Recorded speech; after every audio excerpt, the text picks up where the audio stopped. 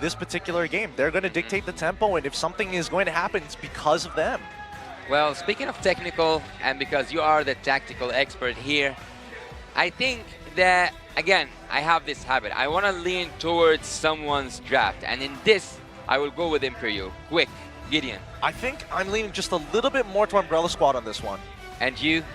I think it's going to be, I would lean more towards Imperial, actually. So we have 2 Imperial and 1 Umbrella Squad. But why did you say Umbrella Squad, though? Don't worry.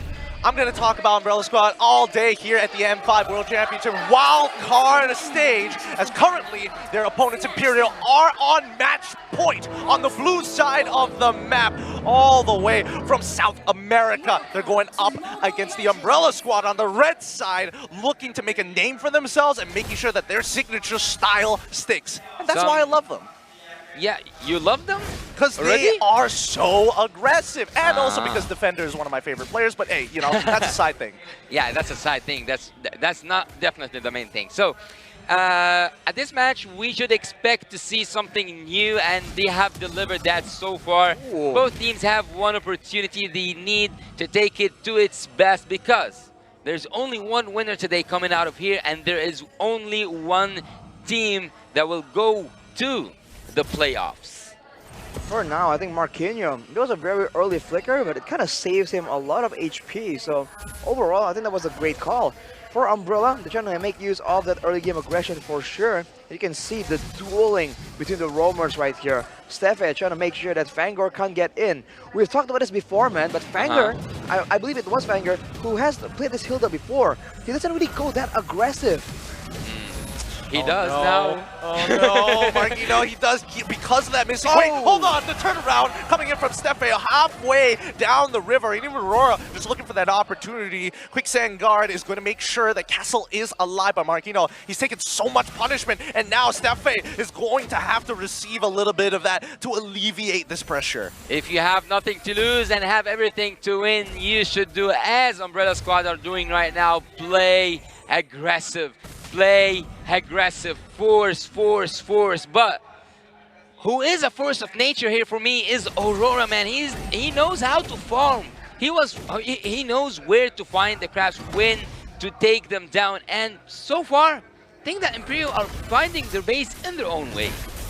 The mean team, man. The flicker! And 2! They all coming in from Castle, almost connecting. So very, very close. And this zones them out completely.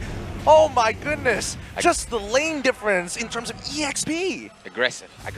That's what you need to try and go up against this composition. The Hilda, like we predicted here, not as aggressive. Still in the jungle though. But look at Aurora. He's still getting farmed. He knows he's going to lose a purple buff. So he just goes immediately to the orange. And this kind of decisive farming is what allows him to get so much more ahead.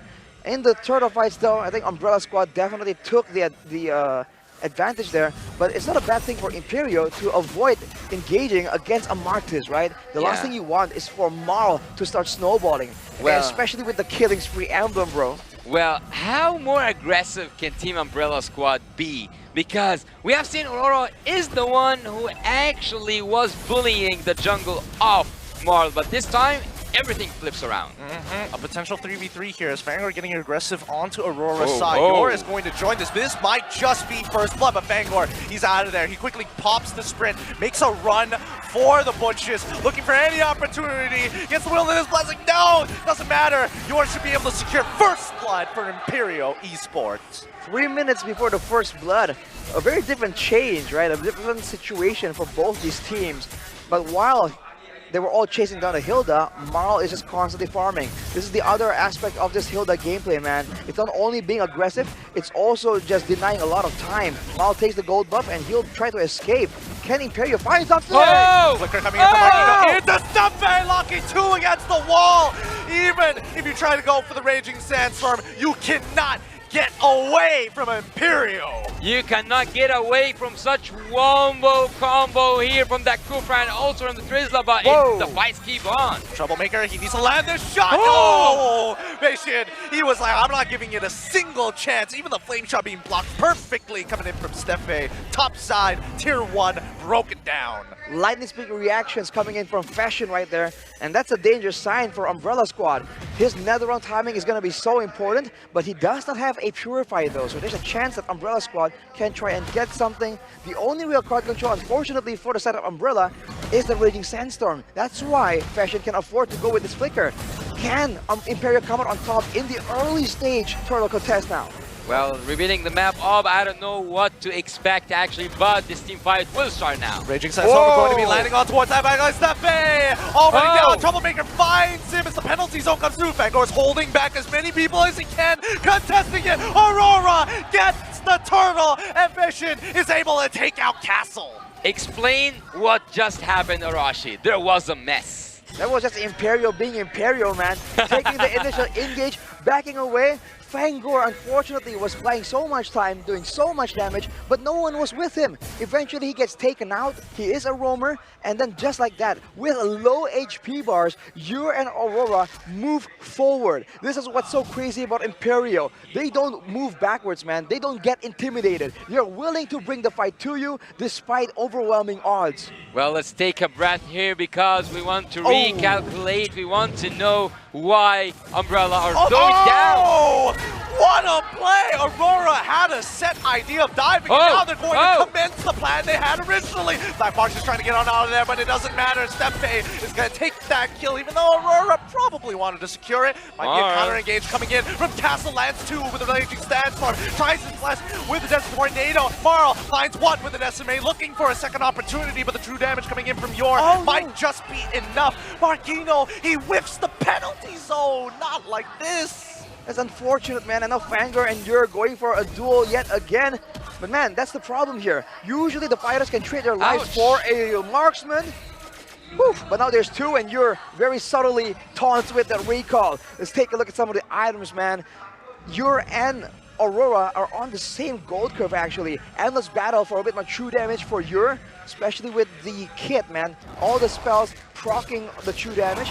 And for Aurora, it's the War X done and probably an Endless Battle as well. A lot of DPS, but also a lot of burst damage, a lot of true damage. So even Fangor and Marl, if they stack up that physical defense, it might be a bit dangerous. They might need some more health before they can even go in all out for the backliners. Yeah, it's so strange how things can flip around. Team Umbrella Squad were so aggressive at the early game, but they are now having a taste of their own from their own medicine. Imperio back on top. Imperio right now are taking everything, eating everything at the Land of Dawn. Aurora takes the turtle and everything is so calm, but I think there's gonna be a mayhem in the play. Flicker coming in from Marquino with the penalty zone to try and lock down Marl. They don't find the kill, unfortunately, and that's the Netherrealm pop. Flame shot doesn't connect, and Castle doesn't finish off the kills. Marquino does not get punished for this. That was insane, and Marquinhos, he alone was able to zone away the members of Umbrella Squad. I guess Umbrella were just really concerned about the follow-up if a penalty zone does land. But now they're not done. They're still playing around this tower. The dives with the Netherrealm from Imperio were so neat, so calculated. And you gotta give a shout out again to Aurora on the Yisunshin. If you see how he's taking the neutral objectives, he is doing what we call in Indonesia the lambada, right? Using the passive, right? Whenever you move, you switch from close range to long range on the Yisunshin, you do bonus damage. So juggling the range with the Yisunshin becomes very important, and Aurora is showing that he can do it very consistently. I bet he can do it with his eyes closed, to be fair, but here we go. Fangor might be in some trouble here as Steffe finds him. Good call coming in from Aurora, using that Mountain Shocker to get enough information to make this call fast and quick, and that's something that Umbrella Squad should be doing, but they don't have this type of info. Imperial Esports are just one step closer to that playoff. Steffe, you gotta stop this man, because he's currently on fire. Where has he been hiding this coup for a pick, man? We haven't seen it so far. Now he brings it out and it's absolutely dominating. And on top of that, to make things worse, even in a full team fight, Umbrella, they're just falling so far behind against a late game comp yet again. The Clint, maybe the mid game is a bit lackluster, but the early to late game, that's where he shines. It's gonna be even more difficult because they do not have a frontliner, man. Castle is on a Khalid. Is it a sweep day? It's a sweep day for some people, but is it a sweep day? Because so far things are going that direction. Things are going towards a sweep for Team Imperial, but nothing is concluded before everything is settled down. Look at the moves, dude, from Aurora. Yep. Subtle jiggles. He's just dancing. Oh! Wait, where's the follow-up here? As now Aurora is able to close the distance. Marquino's already jumped in with a penalty zone, and they find one on Troublemaker all by himself. Nicely done coming in from Imperial. Well, you're just used the flicker to get a kill. I think it's worth it. So. Yeah, I think it's worth it. And even Vanguard, there's nothing much he can really do at this stage, right? Whoa. What? Why? Why? Why did he use his ultimate there? Yeah, he's taking it. He's trying to make something happen. The desperation is starting to show as the Lord creeps up right up to the inhibitor and is going to start cracking it open. Here's going to be the Astral Echoes, though. Doesn't seem to do enough damage. He needs a little bit more distance, but Black March, he's been trying his hardest to farm as much as he can. In the meantime, we'll take down that Lord. No other inhibitors are under threat at this point in time. It is actually quite interesting that Team Imperial so far, whenever they are in, like let's say in the lead, they don't know how to synchronize the minion waves, or am I mistaken? It depends, right? Usually you want to synchronize a 3-lane push, but depends. If you can really go for extended fights and go for multiple fights, then actually making them move one by one can be valuable. Marl, one hit away right here, and we're taking a look at an insane gold disparity. The flame shift doesn't land on your, but even if it does, only the magical penetration boots, the enchanted talisman, and the lightning truncheon in the hands of Troublemaker. The guy that usually makes so much trouble for his opponents have been tamed. And on the other side, the gold lane and the jungle staying on curve every single time. How is this even possible, man? Yeah. They're both on 9.1k gold, and they put the Malefic War, so Fangor won't even last that long if he gets caught. Now, speaking of which, Steppe finds a catch on towards Vanguard once again. Mountain Trucker to reveal the rest of the positions, and they notice 3 other reinforcements waiting behind him. Imperial, they back up. Now here comes the Astral Echo once again. You're too far forward, can't react in time. Flicker up in 1, and Aurora fights the trade back on towards Castle side. Here comes the penalty zone catching 2, allowing Aurora to close in the distance. Steppe disrespecting in front of him as they keep on pushing forward. Finally it ends, and now the rest of this jungle will fall into the hands of Marquino and Aurora. I was so excited there, man. I wanted to see a Maniac. I demand a Maniac on that Yisun Shin. He does deserve at a certain point to get a Maniac. This guy is a Maniac. Did he not get a Maniac before? Or was it a different team? I thought there was a moment where... got with the Gushin. I think Aurora got it with a Roger, I believe. I'm not quite sure. I might be mistaken here. There's so many crazy things happening. You can't even keep track of the Maniacs that we've been able to see in the wildcard so far. But with that chain of events, Ure has been, has been reprimanded for just overextending there. But Aurora has his back. Look at this farming speed, dude. This is insane. Late game. And a great Dragon Spear for Ure. Oh my god, Marl's just getting chunked out by the Mountain Shocker mostly. And Castle, he's trying to get on out of there. They're too under-leveled right now. The base stats is too high. Imperial can do what they want. Well, I was talking about that wave synchronization state, but look at that full half of the cup. I was saying before that, they were always in the lead, and they just like missed that point. But look at the full half, they were in the lead, and they are still in the lead.